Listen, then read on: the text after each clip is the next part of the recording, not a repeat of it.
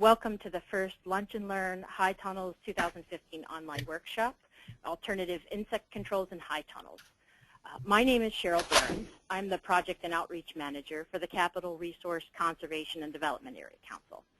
Capital RC&D is a nonprofit organization that works to conserve our natural resources and promote economic development. We primarily work in the 7-county region surrounding Harrisburg in south central Pennsylvania, but often get to host projects that support the entire state, such as our High Tunnel Support Program. The Lunch and Learn series is funded through partnership with the USDA-Natural Resources Conservation Service in Pennsylvania, and in collaboration with professionals who have been very generous with their time and talent in agreeing to present through this series.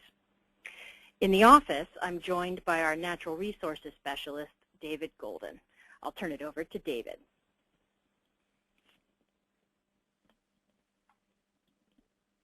Hi, thanks, Cheryl. So our speaker today is Paul Wiedeger. He's a producer out of Smiths Grove, Kentucky, and he operates Au-Natural Farm. He has over 20 years of high tunnel growing experience and will be discussing alternative forms of pest controls that do not involve the use of chemical applications. So I know he's going to also introduce himself, so I will go ahead and turn it over to him. Hi, my name is Paul. Can you guys see the screen okay? Paul, that looks great. Okay, thanks. Okay, so welcome to today's webinar. Again, my name is Paul Wiedeger. Farm with my wife at Au-Natural Farm. We've been doing high tunnels we started in 1995, so we've got lots of years of experience. So basically, if you don't know what you're looking at, you really don't know how you're going to deal with it. If you like books, there's some really great ones out there. Garden Insects in North America by Whitney Crenshaw is fabulous. We also have IPM in Practice. I'm pretty sure that comes out of UC Davis. And if you're familiar with ATRA, this is an online source. Years ago, everything was free. Now you some have to pay for some of it. But they have some great resources out there, both on ecological pest management, season extension, growing in high tunnels, etc. They're something to really make yourself aware of.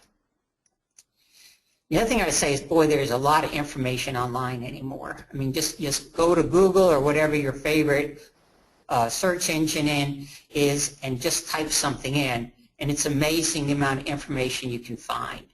I'm a real believer in information is power. This is a fabulous website. Richard McDonald puts this together. He goes by the name of Dr. McBug. Again, you can go to there, and he has a lot of information on different insects. You can just choose one. He will talk about, what it is, why it's a problem, and ways you can deal with it. This is another really excellent website. If you just Google growing small farms, you'll be able to come upon it. This is put together by Debbie Roos down in North Carolina with Ag Extension. What you'll find on there is lots and lots of fabulous pictures of insects that help you with identification, and also lots of great information. This is a page they have on the green peach aphid, and you can see, it's just a screenshot, but there's a lot of information given to you, which will help not only with identification, but what I find is that the more you can know about an insect's life history, the better way you can figure out ways to deal with it. Cornell also has an excellent number of publications out there. Again, this one happens to be entitled Aphid Management in Winter High Tunnels. And by now you may be thinking, well, Paul, you keep saying aphids, aphids, aphids. What's up with aphids? Well, my opinion, speaking of aphids, this is the worst insect problem I find in our high tunnels. Basically, they can devastate a winter's green crop. You got to think of what an aphid, okay? It has these little sucking mouth parts. It has no clue as to what a plant is, but it knows it does have its favorites. So it walks along sampling plants and, comes across, like the picture here, spinach, and although it may not want to feed on that spinach, if that aphid is infected with a virus, it now has transmitted the virus to that crop. My understanding is then if another aphid comes along and samples the same plant, it now becomes infected with that virus and can transmit that virus to other plants also. The pictures on the right, you can see that's romaine lettuce with quite a bit of aphids appearing on it. Again, it's amazing how fast they can reproduce. Here you see an aphid infestation on tomatoes. And honestly, if you go into your high tunnel this spring and you see a problem like this, you're going to have a lot of problems. It may be impossible to correct this, and yields will suffer greatly. Now, this isn't what you want to see. So let's talk about why are aphids such a problem, and why do they like your high tunnel? Okay. The first thing you have to know is that aphids reproduce parthenogenically. What that means is they're all females, and here in the South, and maybe the same as where you are, they give live birth to pregnant females. And newborns can reproduce in as little as 7 days, and each newborn can reproduce as many as 5 aphids per day for 30 days. So the range is somewhere between 50 and 150 newborns per aphid per 30-day cycle. So that gives you some feel as to how fast this population explosion occurs. You thought rabbits reproduce rapidly. Forget them. I mean, aphids have them beat down. Forget it. Okay. And the other thing you have to realize is often in high tunnels we have really dense plantings, which provides plenty of food and cover, as well as hot spots of greater humidity and warmer temperatures. So what you think of is you've just invited the aphids to a smorgasbord, and you provided them with what to us would be the best hotel accommodations there's out there, okay? They love your high tunnel, and unless you intervene, they're just going to go to town in there. The other thing to be aware of, one of the benefits of high tunnels is the fact that they exclude rainfall. But because they do, the insects aren't disturbed by rain droplets, and we also don't see the range of insect diseases that are promoted by moisture that we have outside. I can honestly say, in my years of production, I have never encountered an aphid problem that I had to intervene with in outside growing. But I have plenty of times had to deal with aphids in the high tunnel.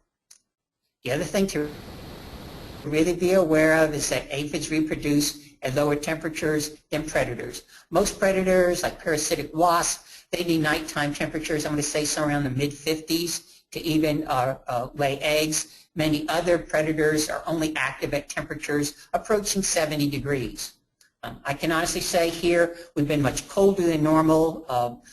In the last month we were 11 below zero, which I believe where you guys live that probably isn't that bad or that unusual. For us it was like, oh my goodness, we've been teleported to the north or something. But anyway, even in my high tunnels, and I use double poly for winter growing, so my inside temperatures are about 8, maybe 9 degrees warmer than outside.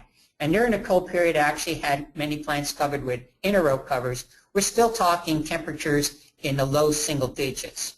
And aphids are still active at those temperatures. I've never seen temperatures here at our farm below low enough to shut down aphid feeding. The last thing to be aware of here is that parasitoids can actually be a worse problem than correcting. And what I want to say about that is, if I'm putting out a crop of, let's say, tomatoes, then yes, I really want to look at introducing some type of parasites or some type of predators to deal with them. That's fine. They're not going to hurt the fruit. But where if I introduce them into a winter high tunnel full of leafy greens, the aphid mummies are actually harder to deal with than the aphids themselves. If I have a very, very small aphid infestation, I can wash that off kale leaves or collards or lettuce even without a real problem. But the mummies stick like glue, and it's really difficult to wipe them off. So let's talk about the best chance at aphid control. Number one, early detection through scouting. You know, if you know about IPM, Integrated Pest Management, often you'll hear entomologists talk about an economic threshold, that you can have X amount of insect population or insect damage before you need to deal with it. And in my opinion, as a high tunnel grower, there is no economic threshold for aphids. I mean, recognize me how rapidly they reproduce. As soon as you see one, you need to take steps to eradicate it. The things that I like to say that really work well for us are trap crops. They really seem to like something like kales and mustards. And what I have really discovered over time is they seem to really like red Russian kale. You see in that picture, that's one of our beds of kale. We grow a number of kales. In that picture, you're seeing on the left-hand side a planting of white Russian kale, red Russian kale, red ursa, and what we call wild garden kales from territorial. On the right-hand side, in the 2 rows, you're seeing a curly kale. That one happens to be winter boar. So you can see it's a very dense planting. I like to grow in wide beds. So that bed happens to be 42 inches wide. There's 4 rows of drip tape down through there, and each row is spaced 10.5 inches apart. And I have my emitters at every 8 inches. So that shows you how dense that planting is. In order to give a really pretty bunch of kale, I like to mix my different kale leaves. I like to put in some reds. But because with the less chlorophyll in them being red, they're not as productive during the winter as, let's say, something like white Russian. So I only put a few in there.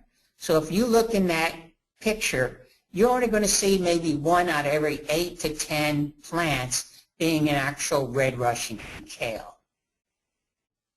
But if you were to go through there looking for insects, and by that, for aphids, by looking at the leaves, you could go through there and you would not find any aphids on any other white Russian, probably none on the red ursa, very few, if any, on the wild garden kales. But if you were to turn over the very lowest leaf on a red Russian kale plant, that's where you're going to find your infestation.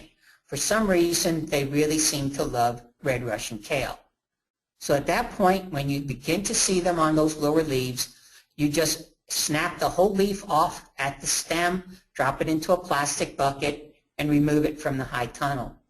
While I'm doing that, I also then I usually carry a quart spray bottle with me with insecticidal soap spray. Usually I'm using something like Safer's, and I just spray it. I spray it on the rest of the leaves, but I also spray it on the soil right around the base of the plant, just in case I knocked any of the aphids off while removing it. But what I find is that just doing that often totally eliminates an aphid infestation.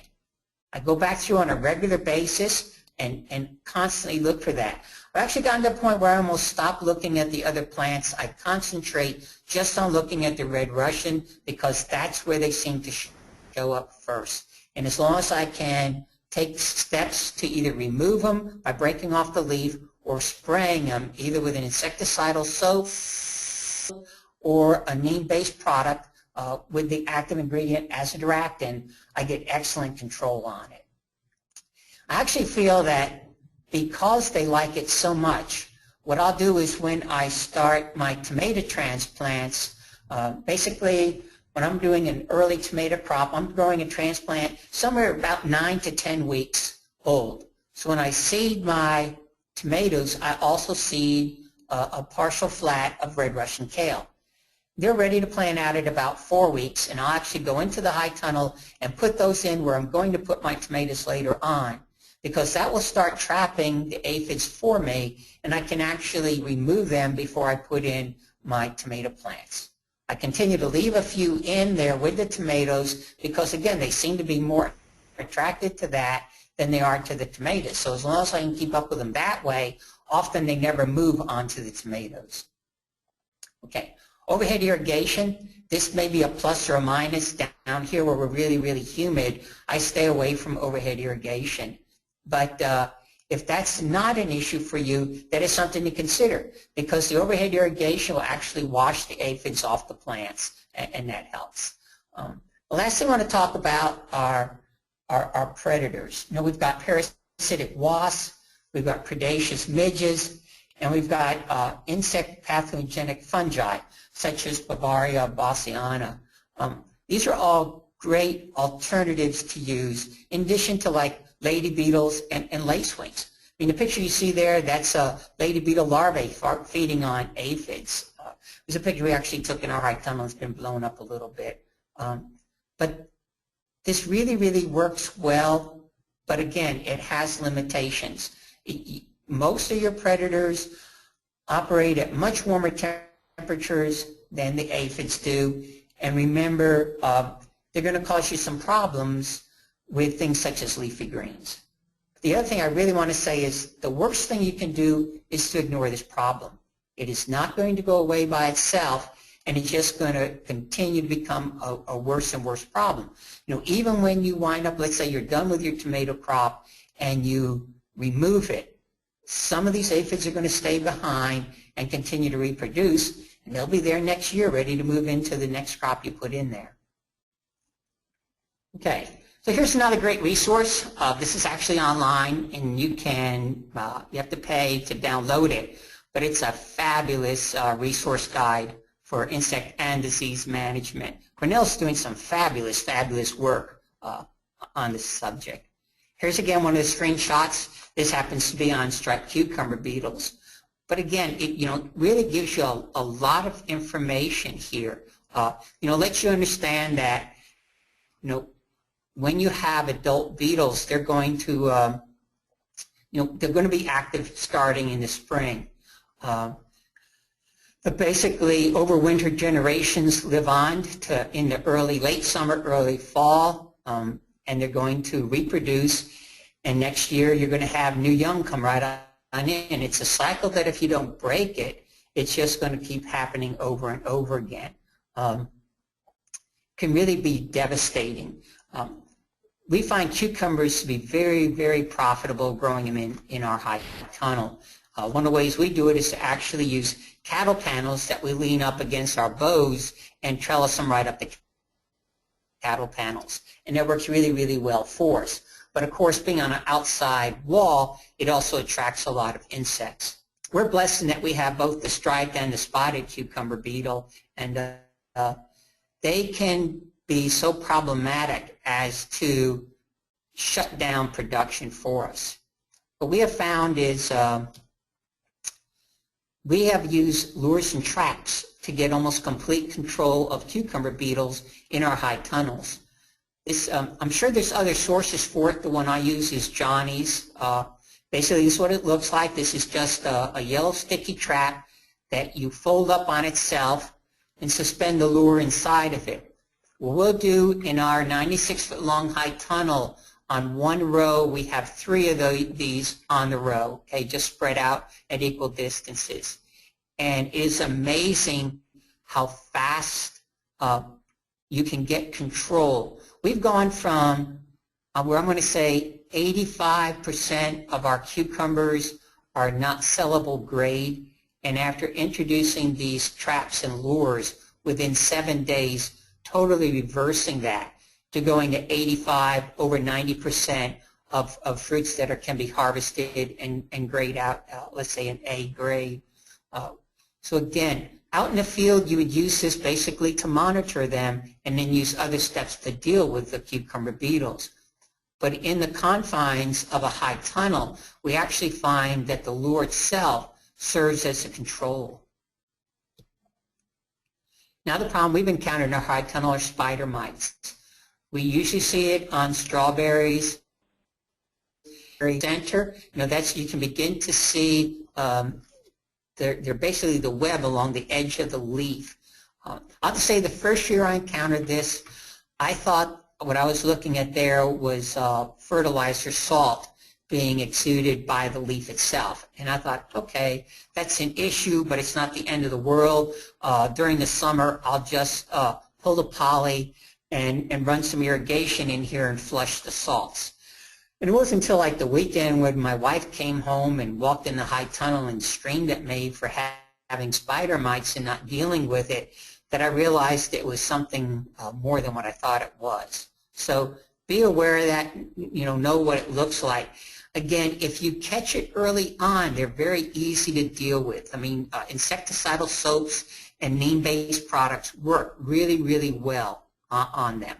You see in the upper right-hand picture where you really have a web and heavy, heavy infestation. If you let them get to that state, I mean, you have a problem that you might not be able to correct. From here, you're looking at removing foliage, and that's probably going to mean shutting down production. But it's better than having this problem forever. We have found that predatory mites do work. If you say, let's say you're a strawberry grower and you're going to have an entire high tunnel or even high tunnels with strawberries in them, this would be something I would really consider. But what I would do is, I'd go and look at where can I get them, what kind of shipping times do I have on them, make sure I had them on time, and even introduce them. I'm going to say as soon as I saw an issue, or maybe even if you're recording when you've had it year to year, I'd even release them shortly before I had an issue so that they're there ready to step up. So next we're going to talk about our white flies. I can honestly say I have never seen any white fly problems in my high tunnels. Usually we see this in greenhouses, but I have seen it in other producers' high tunnels, and my feeling is this is coming in from where they're purchasing transplants, primarily tomatoes, sometimes some other crops, and they're coming out of the greenhouse with white fly on it. They're buying the transplants, bringing back to their farm, and instantly planting right inside the high tunnel. So now they've introduced a white fly population into it. This is another great resource. This is University of California IPM Online, another wonderful resource.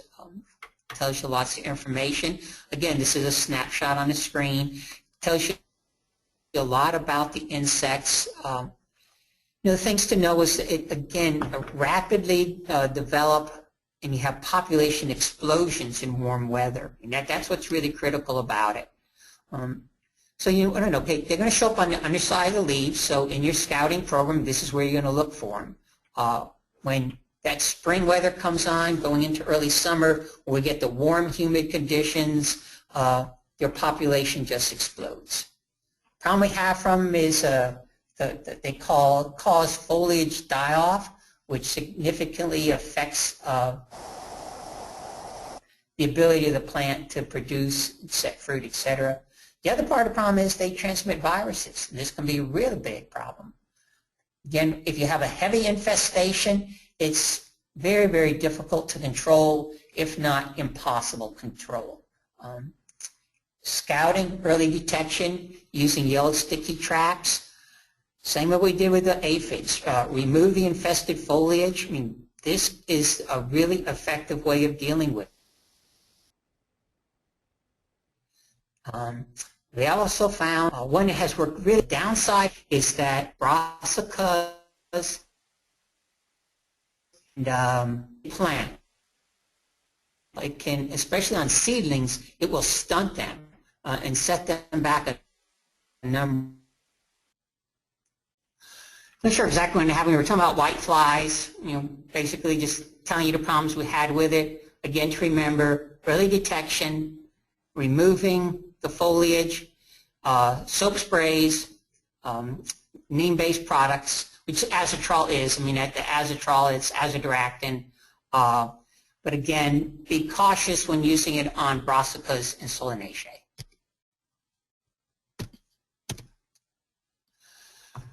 Okay, thrips on onions can be a real hassle. Yeah, we grow a lot of onions in our high tunnels. We actually put down biodegradable, such as biotello plastic, doing the same thing, wide bed growing, 4 rows of drip tape, an onion on either side of each line on 4-inch centers. So we get a huge number of onions in a very, very small area. So basically, you're getting eggs, larvae, and adult go down in the throat or the neck of the plant. That picture on the right, those are last year's onions where we had a terrible thrip infestation. Really affected some of the size of the bulbs. Again, they're doing their damage by feeding and primarily by transmitting viruses. Right now, I believe there's 20 known different viruses that they're known to transmit. We want to do, again, early scouting. You can use either yellow or blue sticky traps. Put those traps in right as when you're done transplanting, put in the traps, means start monitoring them. Here again, we're looking on the underside of the leaves and down in the neck of the plants. Like all insects, the sooner you catch it, the easier it is to deal with it. Basically, again, very, very soft insecticidal soaps and spinosad, very, very effective. So go in here. This is a spinach crop. I thought I didn't have it this year, and yesterday I actually saw this again in our planting of spinach. But this is what I'm looking for when I scout here. I'm looking for frass. You can also see on that leaf where it's actually been chewed on. And I actually think we also get some grazing by caterpillars going on in that. But this is what I'm looking for when I'm looking at a spinach crop. Sorry the picture is so out of focus. I snapped it real quick with my cell phone. You can see whatever this caterpillar or worm is. Look at how it's down in the neck of the plant. Very, very difficult to see it. But what it's doing is actually chewing on those new leaves that are emerging. And then as they emerge, they already have the damage on it. Here's, you can see this very large leaf of spinach, but that gives you a feel for the actual size of the adult. We also encounter tomato fruit worms on our tomatoes. And here again, you see really, really large frass on tomatoes. I'm constantly scouting for that.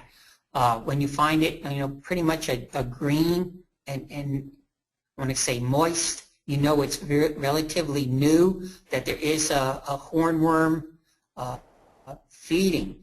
Usually if you look really either early in the morning or late at night, sometimes, especially at dusk, you'll see them feeding on the very, very tops of the plants. Sometimes with a flashlight, they really stand out.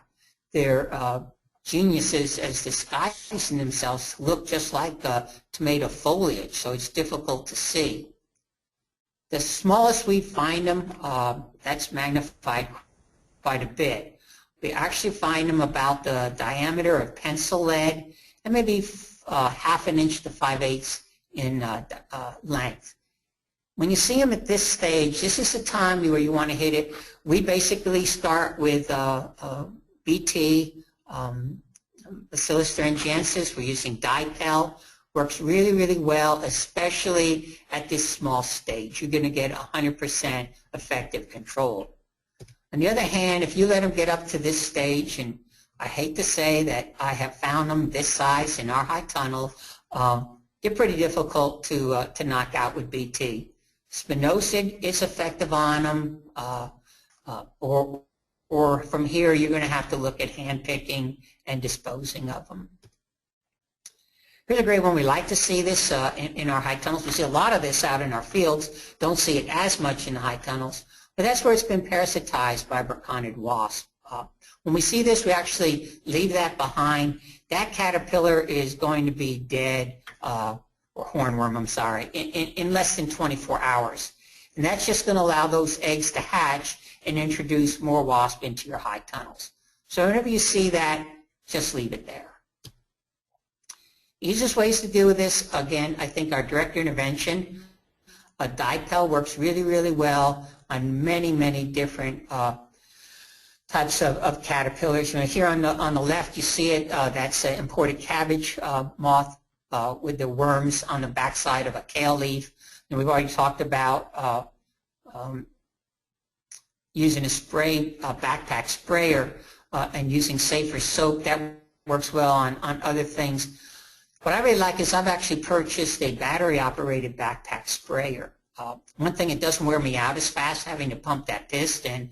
And the other thing I like is I feel like it has a higher PSI, and it gives me a much finer spray pattern that really seems to get into the foliage. And in high tunnels, you're looking at really, really heavy growth, a lot of foliage, and you can get penetration there. We usually go back and forth between dipel and spinosad. I've noticed that if you're a smaller grower, you may want to look into getting Monterey Garden and insect spray. It's OMRI listed, or can be OMRI listed. And again, no matter what you use, if you're certified organic, you do want to be checking with your certifier to make sure they're going to accept the items you're going to use. Another problem we have in our high tunnels are actually grasshoppers. A lot of times people say, wow, grasshoppers just aren't an issue. Well, we find for us in January, we can have a hatching of grasshoppers where you walk in there, and I'm not joking, you see hundreds, maybe even thousands of grasshoppers hopping around, and this can become a huge issue. If your state allows you to use Nosema locusta, often called Nolo bait, really do recommend it. Basically this is a bait you put down, the grasshoppers feed on it. It basically kills them from the inside out. What's great about this is that grasshoppers are carnivores, so they'll pick up a dead grasshopper, bring it back to their nest, and everybody now eats it, and it passes the disease on to all of them. What I really want to recommend is that there's a lot of good companies out there that do sell beneficial insects. You want to either peruse their catalogs online or get a copy of their catalog. Look at one, what do they have available? But two, really pay attention to their shipping. Some companies may only ship on Mondays and Tuesdays. So this isn't a thing where you want to not scout until Wednesday and call them on Wednesday to say, hey, I need this product, and know you're going to have to wait around 5 days before it can be shipped to you. So become aware of those type of things. And speaking of beneficials, here's one of our favorite. This is a lady beetle. You can see 4 life stages.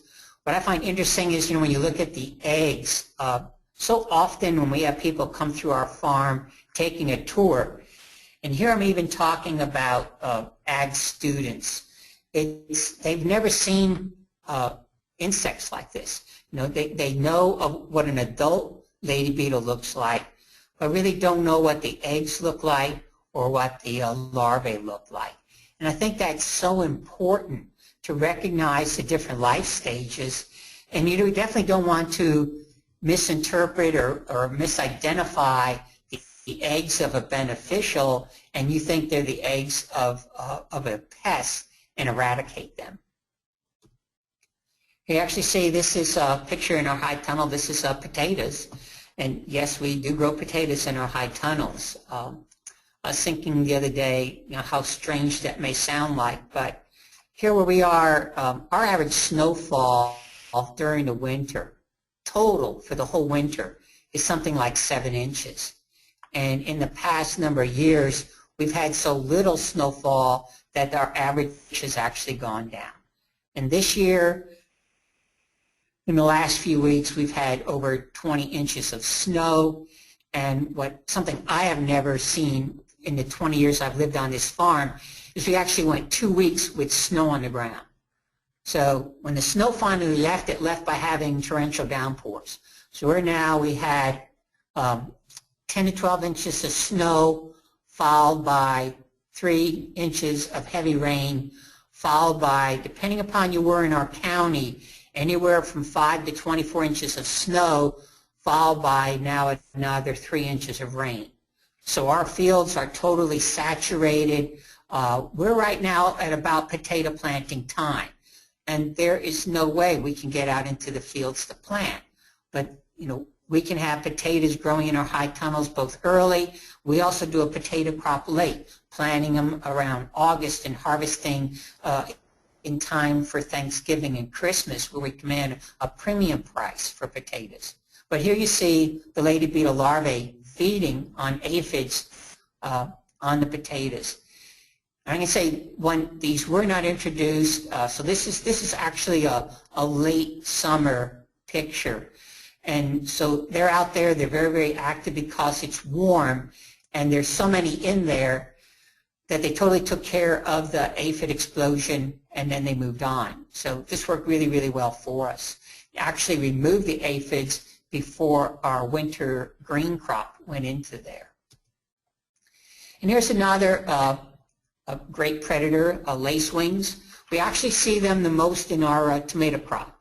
What I always find fascinating, upper left-hand picture, those are the actual eggs. You know, they're on like a hair-like thread.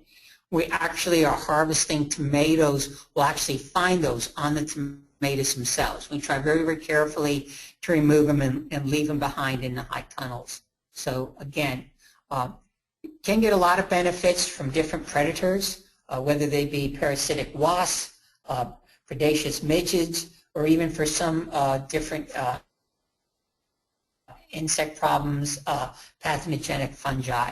But you want to be careful as to what crop you're introducing them in for.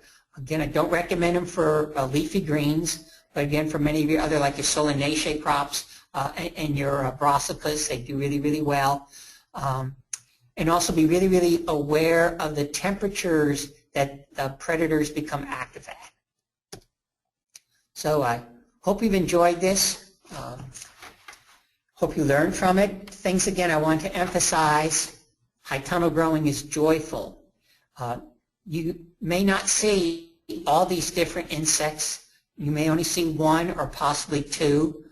But again, if you're aware that they may be a problem, if you know what to look for, you detect them early on and know how you're going to step in to eradicate or correct the problem, this is all going to make it a lot easier for you.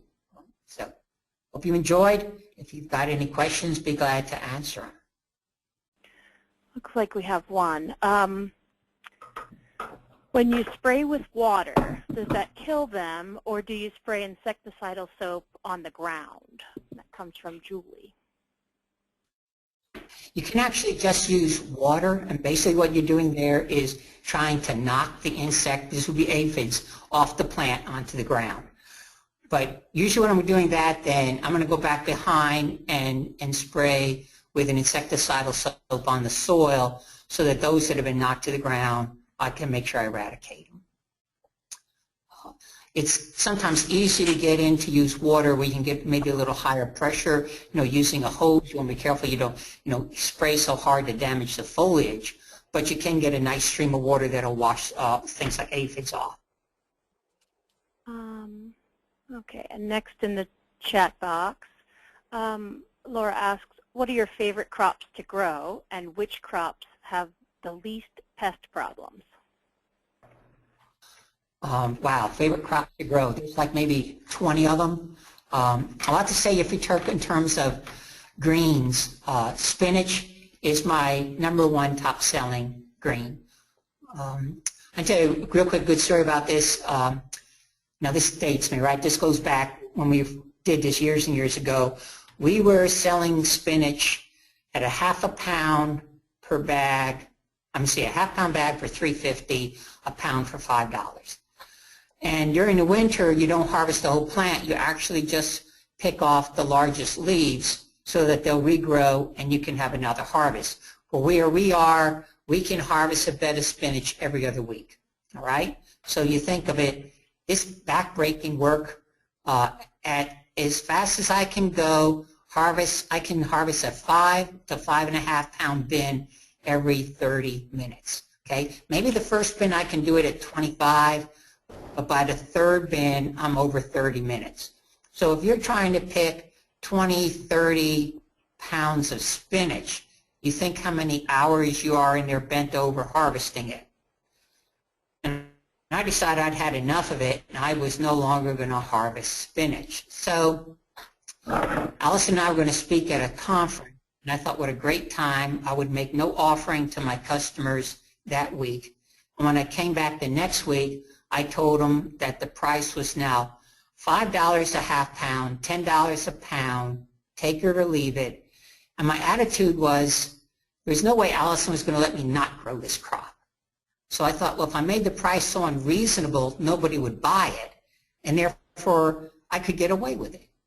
Well, to my utter dismay, my sales by volume increased 30% when I bumped my price up. Now, I'm sure you think, well, that should be a good thing, right? Now I have more sales, but my back just didn't want to believe it. So spinach is my #1 top growing green. Mesclun comes right behind it, followed by lettuce, because lettuce is really easy to take care of. Spinach is known as like a superfood. That's what's driving it. And right now, kales are being called superfoods because of their antioxidants. That's right, really driving that item too. Warm season, tomatoes and peppers. Where we are down here in the humid south, and outside, if I try to sell or produce ripe peppers, okay, and I mean fully ripe peppers, reds and golden ones, I am lucky if I can harvest 5, maybe 10% before they totally rot. Whereas in a high tunnel, in a bad year, I'll harvest 85% all the way fully ripened. In a good year, higher than 95%. So they become very, very valuable, high dollar items for me. Cucumbers are another really great, easy crop to grow and brings a huge return. And the other one for us is potatoes, especially fall-grown potatoes. I aim to have them come on for Thanksgiving. You got to remember, 50% of the food in the United States is consumed between October and December, okay? And Thanksgiving is the holiday that drives food consumption. So if I can have new potatoes ready for Thanksgiving, I actually command $4 a pound, and I limit my customers to 5-pound orders. We grow them 3 plants wide in a 42-inch wide bed on 1 foot. So in my high tunnel, I can have 270 potato plants growing in 1 bed. They average about 1 1/10 pounds per plant, so I get 300 pounds of potatoes in that 1 bed. So it's a really, really great crop for me. Least problems for crops, least problems, spinach. I mean, I do see caterpillars or worms in there occasionally, but it's not bad. My greens really don't have like that. I'm saying collards, kale, chard. I see very little problems on those. If I do, it's aphids on the very lowest leaves, or right in the fall where I have a problem with imported cabbage moth laying its eggs and then having that caterpillar. But a real quick spray, and usually it's just 1 spray with Dipel. I may have to follow it up a week later. That takes care of it. Those are probably the ones with the least problems. I think I saw somebody else post a question about spotted wing Drosophila, and I can tell you one that we have not seen it. I've been told there's a high tunnel in the county to the south of us where they found it. I don't have an answer for it, but what I saw really encouraging some time ago, I think again this was out of Cornell, where they talk about the fact that the spotted-winged Drosophila is a vinegar fly. And so basically they've come up with monitoring traps which will, they'll be attracted to it. And what I thought was, I wonder if this would work the same, just like where we're using lures and traps for cucumber beetles, if it may not be possible to do the same thing with a trap, again, in a confined area that maybe, we could actually have an impact on that insect. Again, that's just my thoughts on it. I haven't actually done it. So don't take my word for it. It's just something to consider. Question here is harlequin bugs in a high tunnel. I can say I've seen them out in our fields. I have never encountered them in the high tunnel. I would say Where I've seen them be a problem on another grower's farm, it was in turnip greens. Don't know if you're growing them or not, but they do seem to be very, very attracted to turnip greens. And I would use that as a trap crop. If you're having a problem with harlequins, I would put out some plantings of turnip greens, monitor them to move into it as they're moving in their migration, and then eradicate the crop, whether you flame it, bag it, whatever, to eradicate it. I think that would work really well for something like that.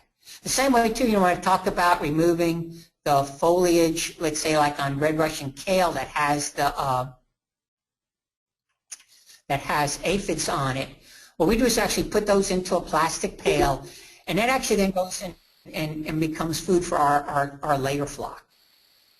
Okay, they love the greens, and I think they get actual protein from eating the aphids. And that flock is far enough away from our growing area that they're not going to move back into the high tunnels or back onto into our growing area. I can say on our peppers we see very, very little insect problems with peppers. Even often we'll have a row of peppers, and there when I'm doing peppers I'm doing 2 wide in a 42-inch wide bed on 24-inch spacing. And so it's a pretty dense population. We do stake them. Out in the field we don't. In the high tunnel we need to stake because they'll grow so tall. I don't know if you're familiar with the poblano called Tiburon, but it will grow 6 foot tall in our high tunnel. And I can have those right beside a row of tomatoes, have an aphid infestation on the tomatoes and never see them move over onto the peppers. So I think that's good. The other thing I grow in high tunnels, I can say this because my wife's not participating, is eggplant. She always tells me eggplant's not profitable. We just don't sell enough of it. But personally, I love the colors. I always like to grow a few of them, different varieties, because I think they make a visual splash at my market booth, and people actually come in just to see them. And always we have flea beetle damage on it. Outside, flea beetle damage can be so severe as to totally shut down production. Whereas in the high tunnel, although I still see the damage, it's never enough to affect production. It's absolutely unbelievable. Now we'll say we have to stake eggplant. They'll grow 6 foot tall, maybe 3 foot across.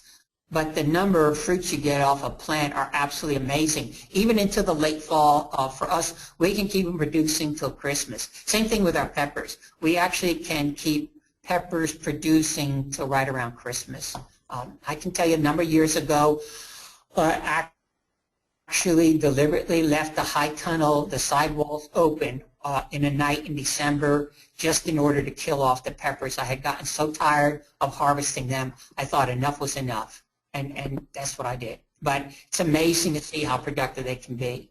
We put them out very, very early. They go out with our early tomatoes. We're picking them probably close to 4 weeks ahead of field, and then able to continue picking them all the way till Christmas time. Very, very productive, both in terms of yield per plant and over a sustained period of time. I would like to thank Paul for making himself available to us today. And I'd like everybody to know he went above and beyond today because they had a large rainstorm and he had to change locations in order to participate. So I want to thank him for his willingness to do that and for sharing his knowledge with us today. So thank you, Paul, very much. Well, you're very welcome. I've got to share this with you, right? So I'm in a training center at the school district where my wife works, right? And I had forgotten this. The building is very, very energy efficient. And so here I'm in this room all by myself, and all of a sudden all the lights went off because I'm not moving enough to keep them on. So I'm trying to wave my arms around, trying to get the lights to come back on. You can't find the motion detector to decide. So I finally texted Allison and said, hey, you need to walk in the door here so I can turn the lights back on. So that was comical. That's when we need video, right? Yeah, exactly. Right, right. Right. Really have enjoyed this. Hope the information's been good. And again, like Cheryl said, if you have any follow-up questions, post them on the forum, and we're glad to give you my thoughts on it. Thank you very much. And everyone, thank you for taking the time to participate today. I'll follow up this afternoon with an evaluation, and please think of any topics that you may want to hear more about, and we're happy to put those together, either in webinar or if it's better to see those in person, we're happy to do that as well.